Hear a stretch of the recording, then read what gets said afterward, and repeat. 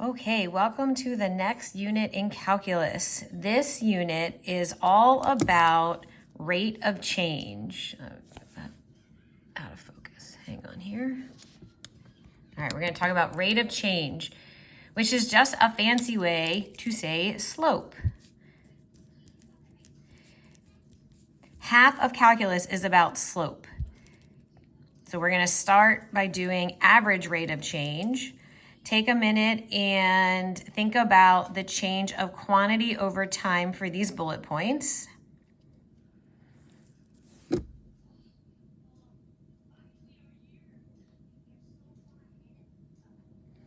Okay, so the first one says the temperature rose 5 degrees between 5 a.m. and 7 a.m. Between 5 and 7 is 2 hours, so that's 5 degrees per 2 hours, which is 2.5 degrees per hour. A company receives 428 faxes a day compared to with 300 from the year before. So that's 128 pages per year. The airfare rose $60 in 3 months. So 60 divided by 3 is $20 each month or per month increase. When you divide the amount that a quantity changes over an interval by the length of the interval, that's the average rate of change. Anytime you see average rate of change in your head, you can think slope. So pause the video here to fill in the blanks and the average rate of change ratio.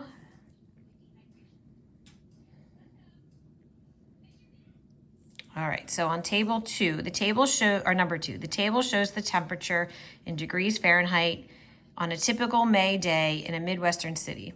What is the average rate of change, slope, between 7 a.m. and 9 a.m.? So here's 7, here's 9. So we're gonna do 66 degrees minus 49 degrees, 9 a.m. minus 7 a.m. Okay, power up your calculator.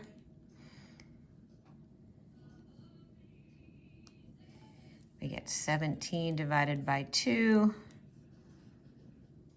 So that is 8.5 degrees per hour.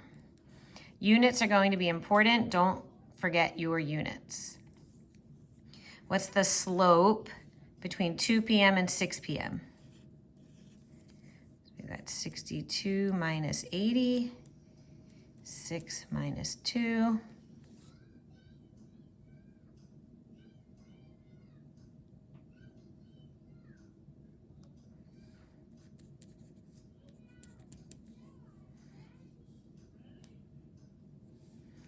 Negative 4.5 degrees per hour.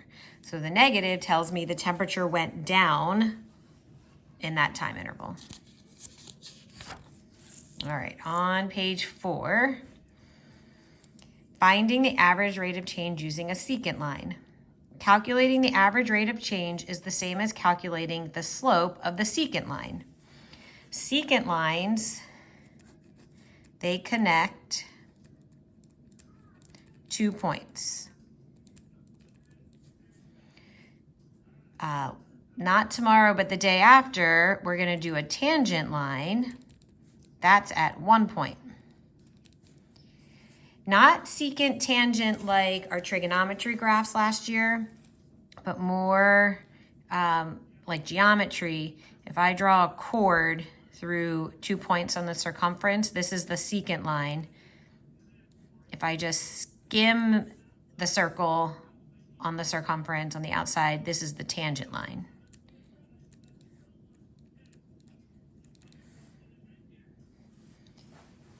The yearly interest earned by Kelly Services from 1986 to 1994 is shown in this graph. All right, so let's do A. Use a secant line, connect 2 points between 1987 and 1991. All right, right, so first, let me use my paper. Here's 1987 and 1991.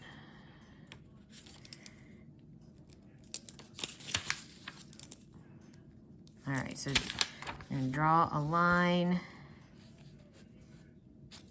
through these 2 points. This is the secant line. So 87, let's see, what's this? I'm gonna go with 4, which is million. This one,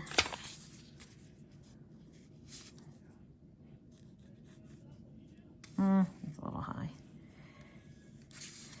Oh, let's go with 13. So then 91 comma 13 million. Okay, using the secant line, estimate the average rate of change. Using the line between 2 points, estimate the slope. So 13 million minus 4 million, 1991 minus 1987.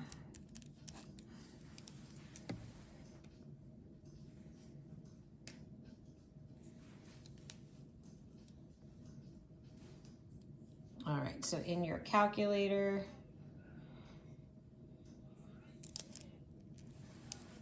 '91 to '87 is 4 years. 9 divided by 4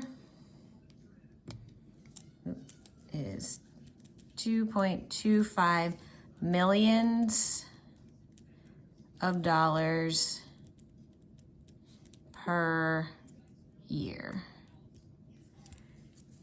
All right, use the secant line to find the average rate of change between 92 and 94. So let's just draw that one. Draw the secant line between 92 and 94.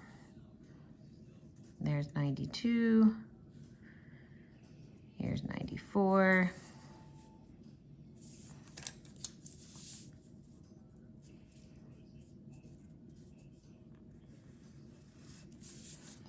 And I can see this secant line has a negative slope. It's moving downhill. So the amount of money will decrease between 92 and 94.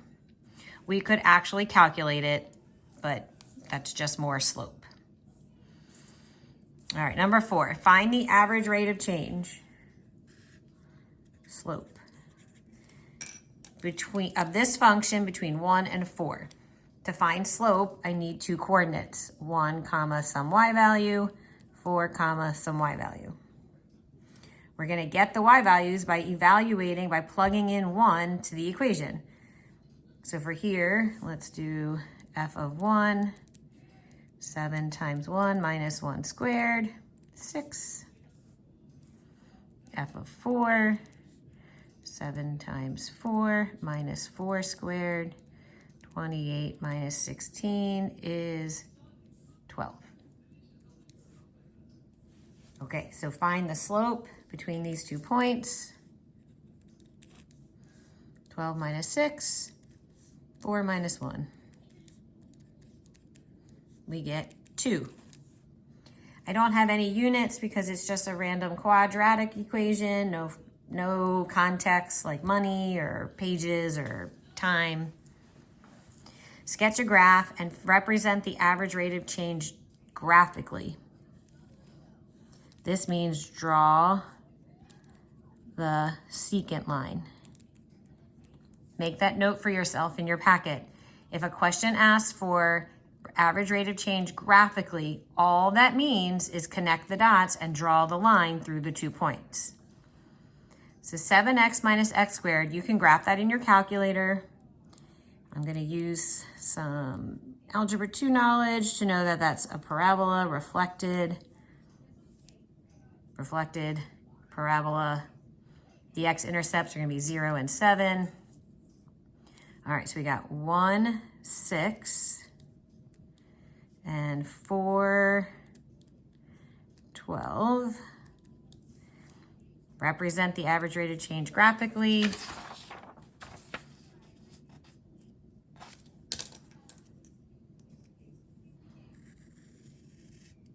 There we go. So the slope of this line should be 2. It's going uphill, which matches a positive slope. All right, page 5.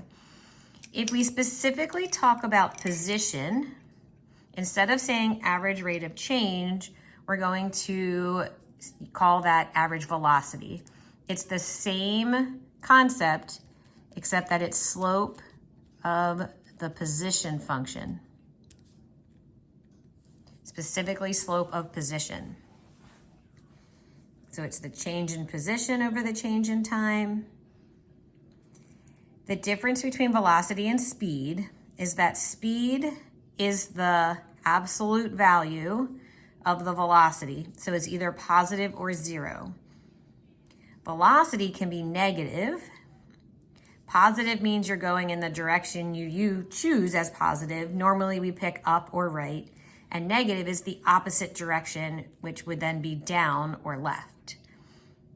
So speed is always positive or 0. Velocity can be negative. All right, consider the motion of a grapefruit thrown in the air. What happens? The following table tracks the height of the grapefruit. So if I was going to make a sketch of something being thrown in the air, it would look like this. We did all that projectile motion at the end of pre-calculus. Find the average velocity, find the slope of the position between time 4 and 5. I'm going to do that over here. I don't have much space.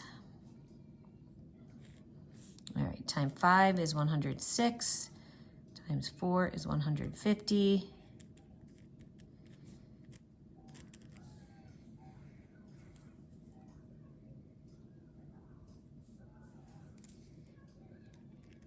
We get negative 44 feet per second. What does the negative mean?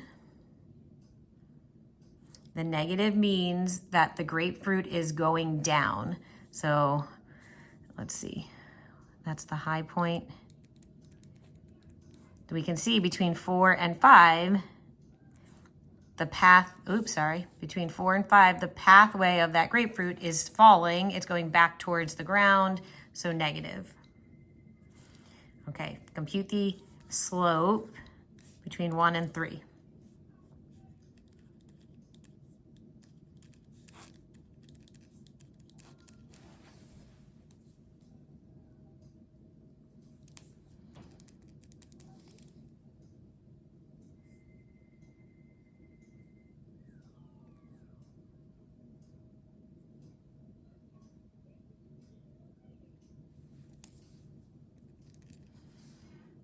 Feet per second.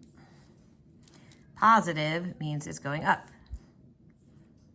Oh, here we go. We're going to graph these points of the grapefruit.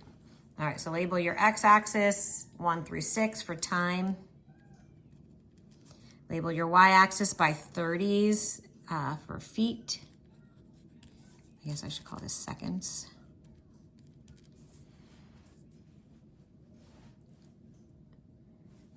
All right, 0, 6, 190, 142,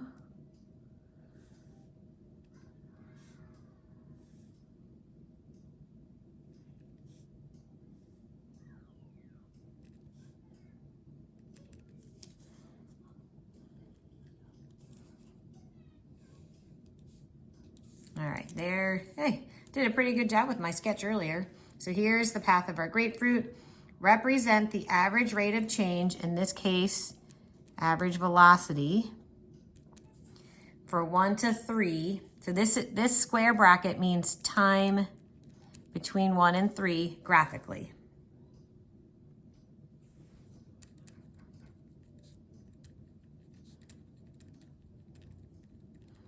Draw the secant line.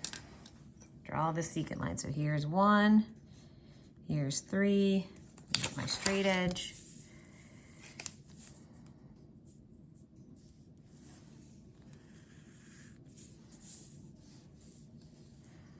So So this slope is 36 feet per second. It is the secant line between the 2 points at 1 and 3. The average velocity over any interval is the slope of the line joining the points of the graph on the position function.